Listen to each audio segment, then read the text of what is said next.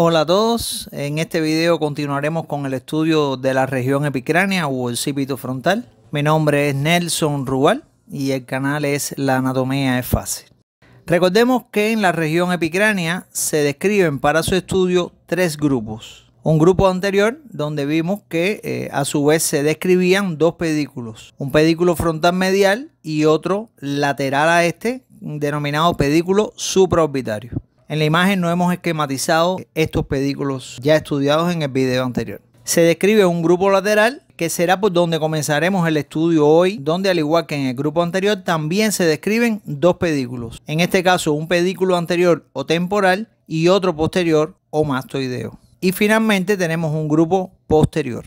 El pedículo anterior o temporal está situado delante de la oreja y se compone de las ramas terminales de la arteria temporal superficial. Dichos ramos son dos, uno frontal y otro parietal. También se compone de los ramos terminales del nervio auriculotemporal y de las ramas de origen de la vena temporal superficial. El pedículo posterior o mastoideo está situado por detrás del pabellón de la oreja y está formado por la rama posterior de la arteria auricular posterior, denominada rama occipital, y por las ramificaciones terminales del nervio occipital menor, que pertenece al plexo cervical. A su vez, el grupo posterior se compone de las ramas terminales medial y lateral de la arteria occipital, de la vena occipital y sus afluentes, y del nervio occipital mayor, conocido por el epónimo de nervio de Arnold. El nervio occipital mayor es la rama posterior del segundo nervio espinal, así como también sitúa a este nivel el ramo cutáneo de la rama posterior o dorsal del tercer nervio espinal. Las arterias y las venas se anastomosan entre sí. Cada una de las arterias se anastomosa con las arterias vecinas e igual hacen las venas. De tal manera que se forman así redes arteriales y venosas que se extienden por toda la región.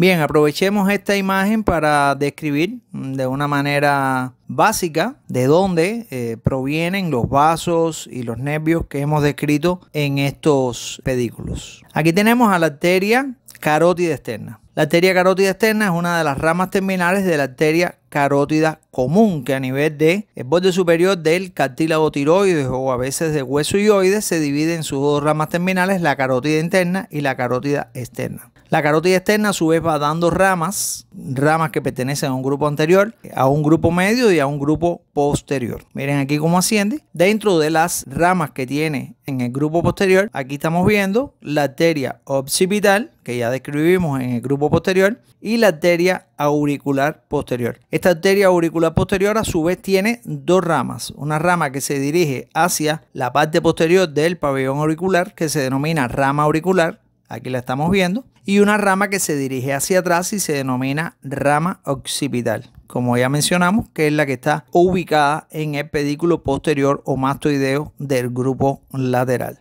A nivel del cuello del cóndilo, por aquí se ve, pero de una manera muy pequeñita, la arteria carótida externa se divide en sus dos ramas terminales, que son la arteria maxilar y la arteria temporal superficial. Esta es la arteria temporal superficial que asciende y bueno, se va ramificando tanto en la región temporal, que después estudiaremos, como en este grupo lateral y a través de dos ramos, un ramo anterior o frontal y un ramo posterior o parietal, que aquí se ven perfectamente. Eso sería lo relativo a la parte arterial.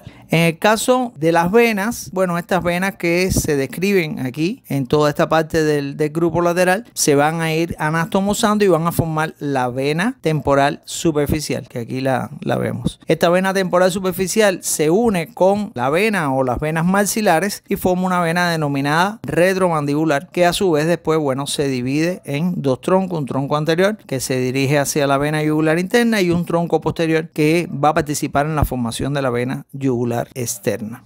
En el caso de la vena occipital, esta drena en la vena yugular externa y con esto quedaría vista la parte venosa. En relación a los nervios que están presentes, vimos que estaban en el grupo lateral, específicamente en su pedículo anterior-temporal, las ramas terminales del nervio aurículo-temporal. El nervio aurículo-temporal es una rama de la V3, es decir, de la rama mandibular del nervio trigémino, y este nervio, junto con la arteria temporal superficial y la vena temporal superficial, forman un pedículo básculo nervioso que se sitúa en la región temporal. Y bueno, a medida que asciende, vamos a encontrar en este pedículo anterior o temporal de la región epicránea los ramos terminales. Describimos en el pedículo posterior o mastoideo del grupo lateral al nervio occipital menor, que aquí lo vemos como emerge por el borde posterior del músculo esternocleidomastoideo para distribuirse por esta región, y este es uno de los ramos cutáneos del plexo cervical.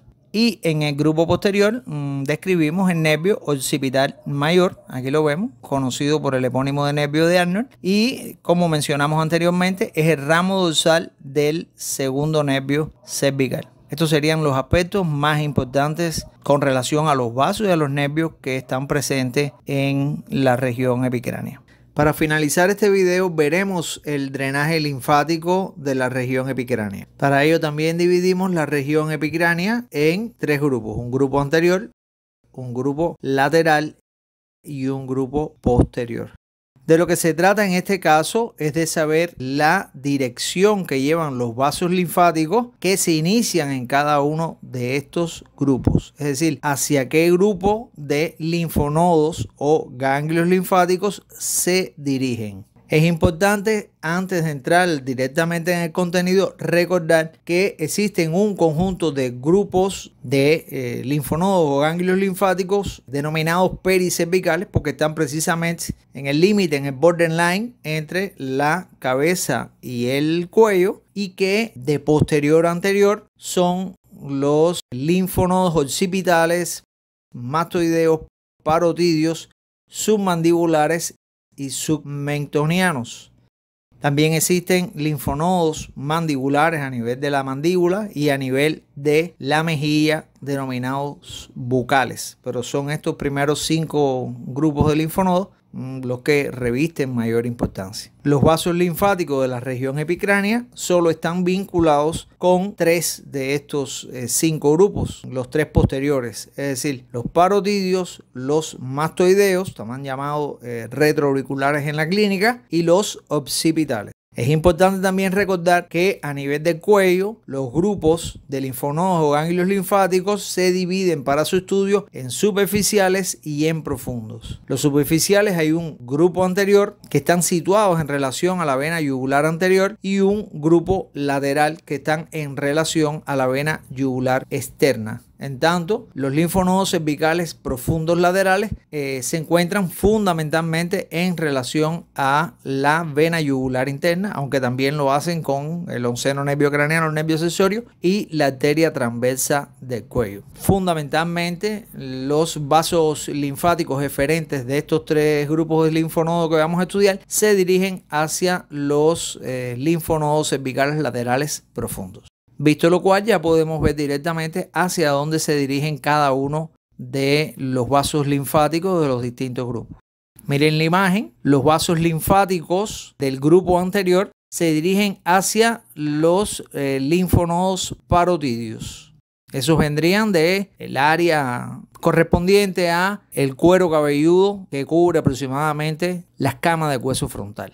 El grupo medio, que estaría en relación con la región lateral, es decir, en relación con el hueso parietal, te va a dirigir hacia estos linfonodos parotidios, los mastoideos, y también hay vasos linfáticos que directamente, sin pasar por estos linfonodos, van directamente a los grupos de linfonodos cervicales laterales profundos. Y en el caso del grupo posterior, se dirigen hacia los linfonodos occipitales, y también hay vasos igualmente linfáticos, ¿no?, de esta región posterior occipital que se dirigen directamente hacia los linfonodos cervicales laterales profundos. Miren esta imagen, es una disección en un niño de 8 años y aquí podemos observar los ganglios linfáticos occipitales, los mastoideos, los parotidios y los cervicales laterales profundos.